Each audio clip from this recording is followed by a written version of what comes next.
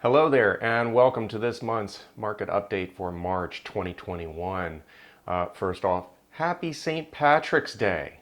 Yes, one of my favorite holidays. Unfortunately, the last great St. Patrick's Day I experienced was in Ireland, and everything was shut down from COVID.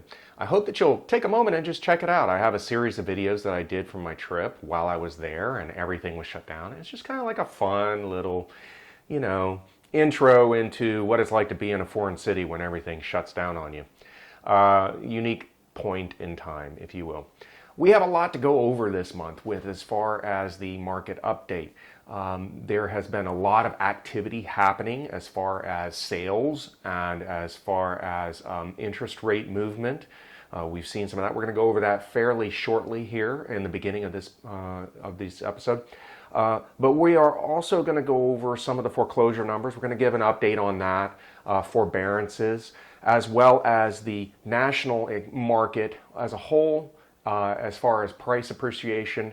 And then we're going to finish up with our usual local market update for LA County. We're going to look at single family houses and condos, as well as the leasing and rental community. If you're not familiar with how this works, I put the time codes in the link down below on YouTube. I also do this on my website, so a little bit different. You can either skip to or you can click the link on YouTube and it will take you directly to that point in the video. For those who have any questions or comments, please leave those below. I love hearing feedback. If you want to learn something more about what's going on in the market, I'm always encouraging people to speak up. Let me know what you want to know about, and I will give you a report back in the next market update. Okay? As for everything else, please like, subscribe, and follow if you don't mind, and you'll get the regular content that's coming out on a regular basis. Let's jump into it. All right, we're going to jump right into this. We're going to take a look at home sales. Home sales could possibly reach 8 million if we had more inventory.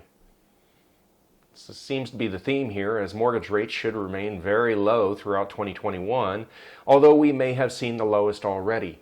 We're going to jump into mortgage rates here in a second, but they have already risen some since the beginning of the year. We've seen our lows at 2.875%. For those of you who got that opportunity, congratulations, winner, winner, chicken dinner. For everyone else, I don't think it's coming back.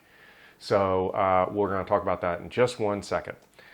Now, mortgage rates hit 3%. Yeah, they hit 3%. Can you imagine? It went from 2.875, one of the lowest in history for a mortgage rate since they started tracking the data, and it's moved back up above 3%. Well, we can get into discussions as to why, but as we can see from this quote here, the rise in mortgage rates over the next couple of months is likely to be more muted in comparison to the last few weeks. We expect a strong spring sales season. We're going to talk about that in a second. I don't necessarily agree with this economist. I think that we're going to continue to see some mortgage rate movement, and I'll explain myself in just one second. Give me a moment. Here is what has happened to mortgage rates. They're currently sitting at 3.02, probably a little bit higher, more like 3.1. In the past forecasts, all of the various economists have been calling for muted mortgage rate movement, very low, keeping it, like by mid-year hitting 3.0125 or 3.1. We're already seeing that, and we've moved there in just a matter of weeks. So what has changed is really the fundamental question.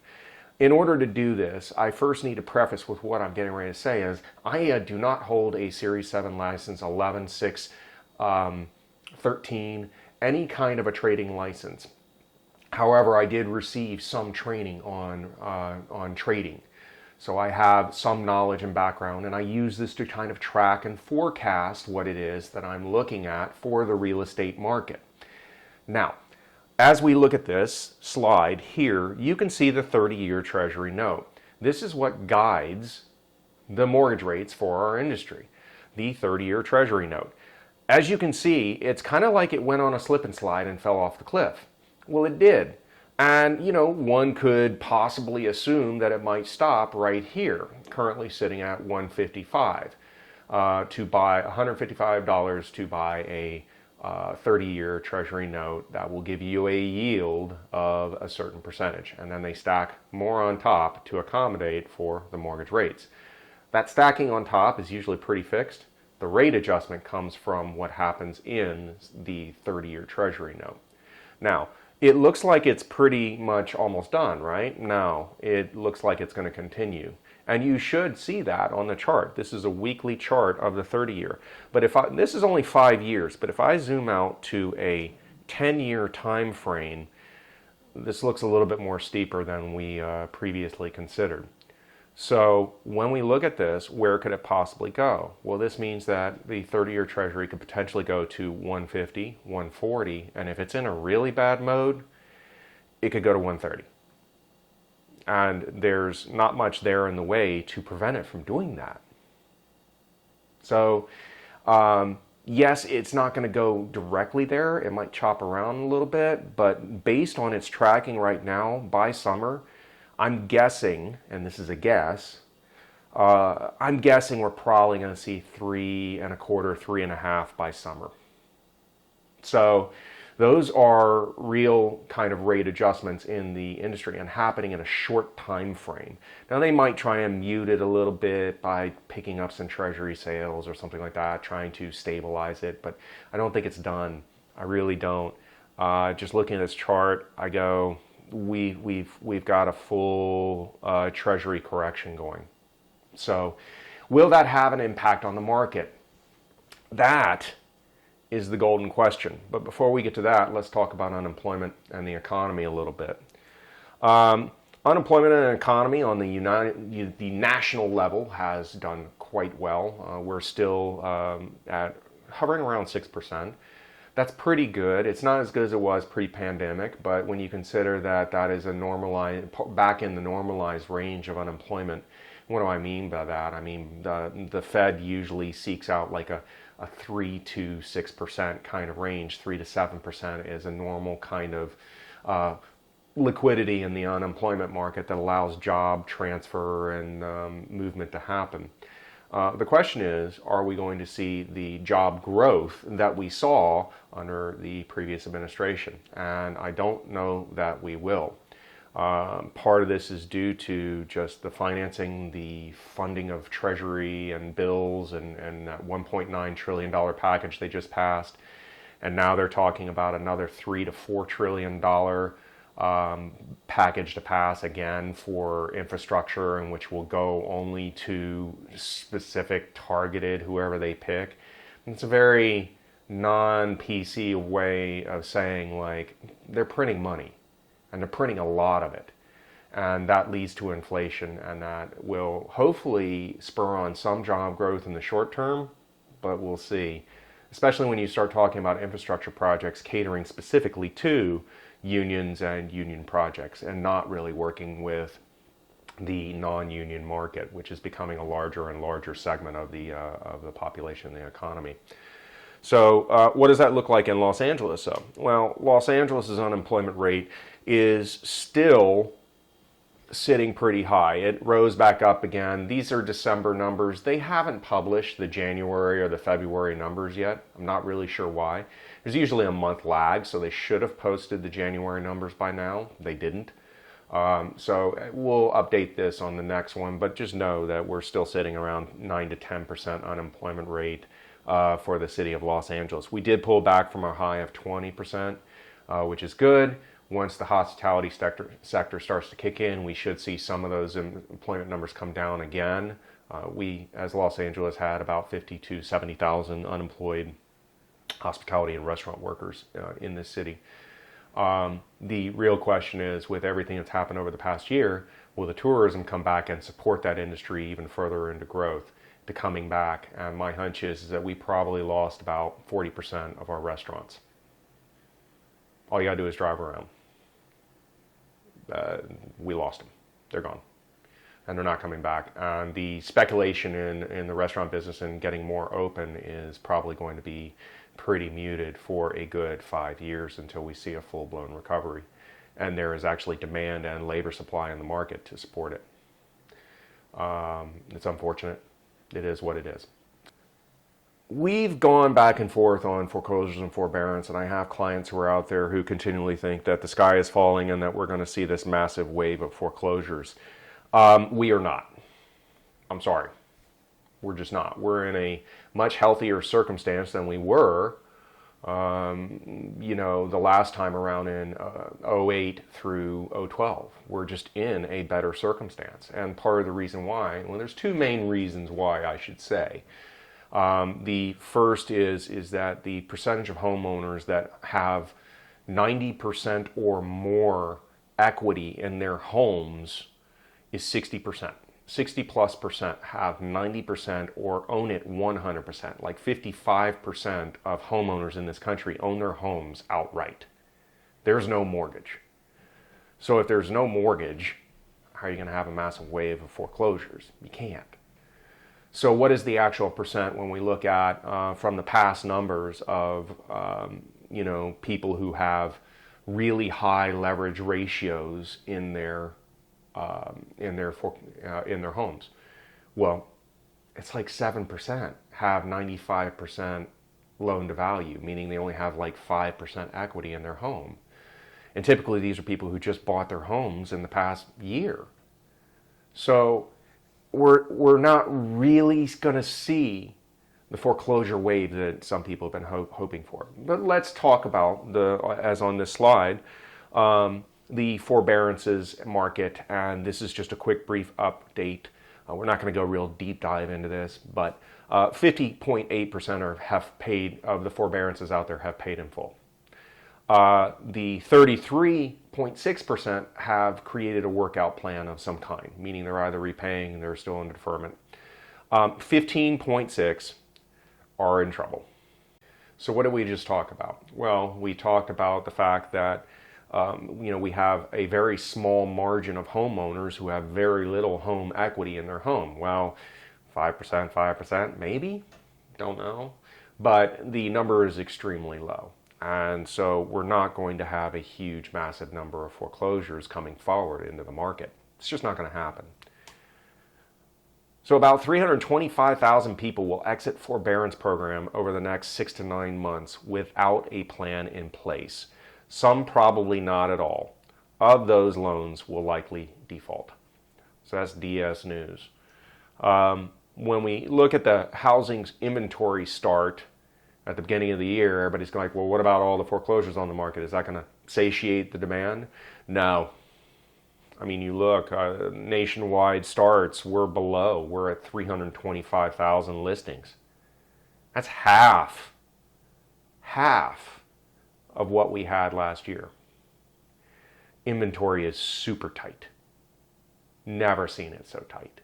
Don't think history has seen it so tight. It is super tight. And as you can see, if you add those 325,000 preclusive foreclosures that may come on the market, it doesn't even begin to get us back to where we normally start out the year with as far as inventory. So what does this mean? Well, the lack of existing homes available for sale remains the only drag on the housing market potential. Many homeowners may want to upgrade, but do not for fear that they will be unable to find a home to buy, preventing more supply from reaching the market and exacerbating the lack of inventory. As a result, everyone stays put and the supply of homes for sale dwindles even further. So when we look at the year-over-year listing inventory, as you look at that red line down there, that's really kind of the trend line that follows and demonstrates how short supply we are right now. Anything coming on market, and I've experienced this with clients over the past couple of weeks, we're going in, we're looking at it, it's been on market for 2 days, and we're competing against 15 to 30 offers. Sorry. No foreclosures. Home sales continued to ascend in the first month of the year as buyers quickly snatched up virtually every new listing coming on the market. Sales easily could have been more than 20% higher if there had been more inventory and choices. And that's the chief economist at NAR. We've quoted him before. So where does this leave us? Well, we used to say that, if you had 3 months of, supply, as a seller, you were in a sweet spot. Well, now you're in a really sweet spot. So, depending on the condition and the circumstances of the property, as of a single family house we're talking about here, or a condo, you may find yourself in a great spot to sell right now. Apartment buildings, little different issues, more complex issues right now. So we're just talking about single family and condos only. As the COVID-19 vaccine becomes more available and the economy improves, he predicts that more homeowners, realizing the equity gains in their homes, will start to list their existing homes, and that could help alleviate some of the housing shortages. That's from the chief economist from Nationwide Mutual. Maybe in Los Angeles we're in such tight supply. I feel like that is some of the people who are coming on market right now trying to realize some equity gains, and they're getting snatched up, or they're just way overpriced and they're not getting any looks at all. That's the overpricing. A lot of that is happening in the luxury market right now. So it's not necessarily in the first-time entry market. First-time entry market is highly competitive, and we're seeing a lot of homeowners take advantage of what they can by selling their properties, and first-time buyers and buyers are coming in and looking to snatch it up. It's a great time to sell if you are in that sub 2 million range. You'll sell, and you'll sell fast. Call me. Home price appreciation. So we've seen some fantastic home price appreciation over the past year. You can see that some of the indexes have shown 10, 9% for these numbers. But a typical homeowner in 2020, just by being a homeowner, they would have accumulated around $24,000 in housing wealth. That's a national number, not a Los Angeles number, but a national number. That's pretty solid. That is really solid. That is a 10% gain in some markets. Nationally, house buying power continues to exceed the median sale price, and that implies that housing is not overvalued today. That's Mark Fleming at First American. Again, we've quoted him many times. Having talked to some of my realtor associates across the country, they're reporting back, like in Phoenix, they'll have an open house. Yes, they have open houses. We don't. You need to think about that. Phoenix has open houses, and they'll have 70 people show up, and all 70 will put in an offer. That's demand. That's lack of supply. Plain and simple. The home price forecast for this year. Well, okay, so we're coming full circle here. I want to take a moment and go back to the mortgage numbers that we were just talking about. As you can see, you've got some very aggressive from the Mortgage Bankers Association who's saying the home prices are going to appreciate 10%. And then you have CoreLogic, which is very muted at 3.3%. So where is it going to sit? That really depends on the regulatory environment and the fiscal environment that we're going to see over the next year to 18 months. It really comes down to this. If interest rates continue to rise, home price appreciation will start to mute. I don't see it diminishing, but it will flatten out more. So we won't see the 10%, we might see 4 to 5%. Yes. Are we in a type of bubble situation? No. We're not in a bubble situation because people are still being approved with 20% down, which is a qualifying mortgage. We've seen real wage growth over the past 4 years that's substantiated, and that wage growth, I should add, was on the bottom. It wasn't on the top. And that's important to note, and you can see that in the data. That's what's driving a lot of this lower tier market, is that people, working class and employees, they're getting more money coming in. They've had more cash infusion, and they're able to start to purchase now with reasonable down payments because they've had the time to save up. Millennials are starting to enter in the market in the purchase category. We'll probably see them get more aggressive in the coming future, and with a lack of supply, that's only going to exacerbate the problem and continue a thin supply margin. So we will see it. Are we in a bubble? No. No. You can look at the past 4 years compared to 2002, 3, 4, 5, leading up to the bubble. A large portion of the bubble, though, was unqualified mortgages, subprime mortgages. People just stating an imaginary income and getting a loan. And that was largely part to the federal government pushing those loans and relaxing the regulatory environment that was necessary. We don't have that right now. So housing bubble? No.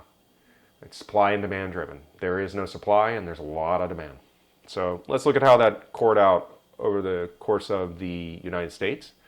In the Pacific, we saw 11%, Mountain saw 13%, Central 9.7%, East North Central 10.7%, West South Central I should say, was 8.6%, East South Central 10.9%, Atlantic 10%, New England 12%, Mid-Atlantic 10%. Those are solid gains year over year. Pretty solid. What did it look like during the Great Recession prior to? 18s, 19s, 17s. That's what happened in the years leading up to the Great Recession. So I hope this allays some of the fears about a housing bubble for the moment. I'm not seeing it.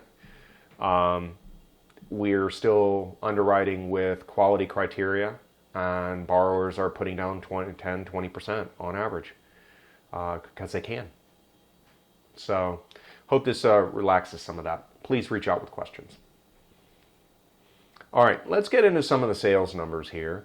We're going to start off with our usual. This is Los Angeles County, single family, active listings. We are still seeing substantially lower inventory. As a matter of fact, you can see it's about 36% below what it was a year ago.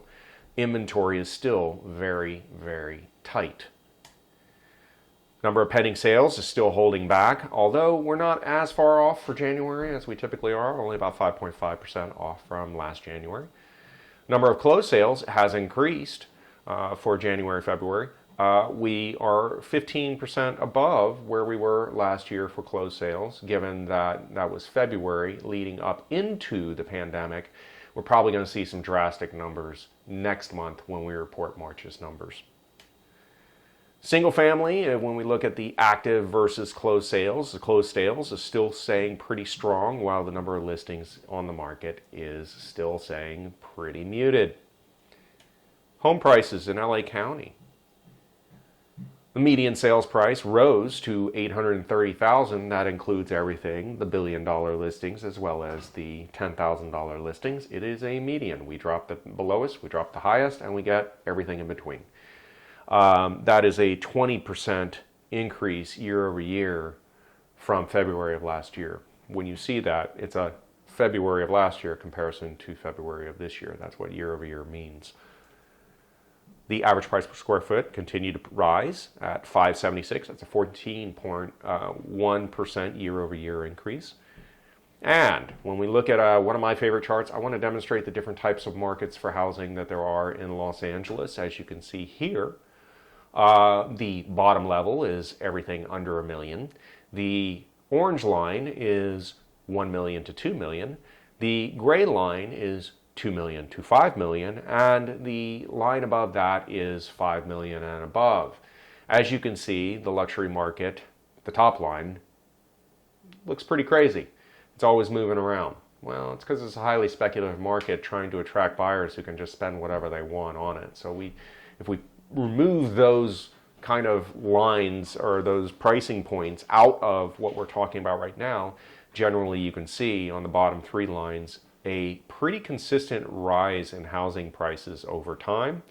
And the entry level, $1 million and under, has seen substantial growth over the past year, while the 1 to 2 million has pretty much maintained, and the 2 to 5 million range has been playing a little bit of a bouncy ball. Pretty straightforward. But it shows the different types of markets that are out there. That's the whole point of this chart. As we look at the month supply is as low as we've probably seen in decades. We're at 1.9 months supply. That is a 32% decline year over year. And when we look at the shadow inventory is the amount of listings that are out there that come on and off market, meaning expired, withdrawn, and canceled listings, as well as those that just don't sell. So we're still pretty low on our listing inventory. It actually contracted, and we're going to get into that a little bit more. I have a feeling that we had this mass of expires from people who tried to sell from summer last year or October, and their contracts expired, and so now I have a feeling that a lot of those people are either pivoting to coming back on market again, and they're just not showing in the numbers here right now. We'll talk more about this in 1 second. This chart is one of my favorite charts. This chart demonstrates a classic supply and demand for pricing. As you can see, there are 3 lines on this. The bottom line is the number of closed sales. The middle line, the blue line, is the number of active listings. And the orange line is the average price per square foot. This is specifically single family right now. As you can see, we've had pretty consistent sales over the past decade. However, the amount of properties available for sale has contracted dramatically. Thereby, we have seen an increase in price per square foot dramatically. Supply and demand. Very simple. Okay, let's take a look at condo prices real fast. Number of active listings on the market has increased over last year by 10%. The pending sales has declined year over year by 14 to 15%. The number of closed sales has actually increased year over year by 14.8%, February to February. And the median sales price has increased by 6.7%. That's a dramatic jump over the past month. That is a sign that there is an increasing desire for condo home ownership right now. That's a good thing. We did see some deep pullbacks last year in condo demand, but it's definitely coming back now. I think that we can see that people want some kind of a home and home ownership as they try to lock in their monthly housing nut. The average price per square foot also rose again to $535 per square foot for LA County condos. That's a 5.7% increase year over year. When we look at the price range, again, we're looking at $499 and under on the bottom line. On the middle line, we're looking at $500,000 to $750,000. On the gray line, we're looking at $750,000 to $1 million. And everything above $1 million is considered luxury, the luxury condo market. As we can see, most of the inventory has been quite stable. You can see the dips in all of these markets last year around at the beginning of the pandemic into the midsummer. Desire was not there, but we're seeing it kind of reestablish itself. So we'll see where it goes. As far as the month's supply, we have seen a slight increase. We've been really into low supply in the condo market as well. We did hit close to a buyer's market in Los Angeles kind of number. It's probably right before the election, like September, October last year. But we are back in a lack of supply territory currently. So let's take a quick look for the lease for rent, and we will wrap this up real quick. We're using apartments.com as our metric. This is a fun little thing I started to track. I wanted to see where all the inventory had gone, if people were merely just trying to lease their places instead of selling them. Some of them have. That has been a pretty consistent conversation that I've seen, is that people are actually selling. When you look at this chart, though, you see that there is a huge drop in the number of total listings available for rent or for lease. As you can see, this didn't happen in the apartment market. The apartment market is still sitting pretty high in the number of active listings out there. So where did it go? Well, looking at it, it happened in the housing market and in the townhome market. The number of condos out there for lease are still pretty consistent. townhomes are getting snatched up and the houses are getting snatched up. But we didn't really see it as far as the number of turnover with leasing either. So where are these people going? My hunch is this. Two theories on this, because it's a theory. The first theory is that people are keeping their places and they're moving back into them. Now that things are starting to open up, they're coming back into town. Whoever went to Palm Springs on a whim is now coming back and they're moving back into their places. That's my first theory.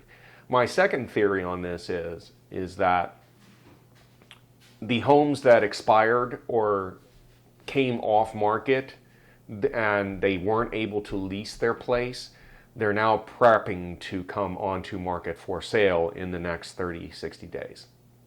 That's my second theory. So we'll watch it, we'll see what's happening, but we're still not seeing apartment rental demand coming back as much as we would like to. There is still a heavy inventory and they are building like mad. Like in my neighborhood where I live right now, there are 4 buildings going up within a block of me, which is why it's been so difficult to record anything, because all I hear is hammers all day long. So construction is going gangbusters on the apartment side. What they really need to do is work on the single family housing side. That said, there are new developments being announced in North Los Angeles. Reach out and contact me and we can talk about it and see if one of these new projects fits your needs if you're looking for a place to live. Listen, my name is Dennis Maynard. I hope you enjoyed this. I hope you got some educational stuff out of it. If you do have any questions, please reach out. I am always available to do a consultation or to talk to anyone who might be interested in buying, selling, or leasing. Take care.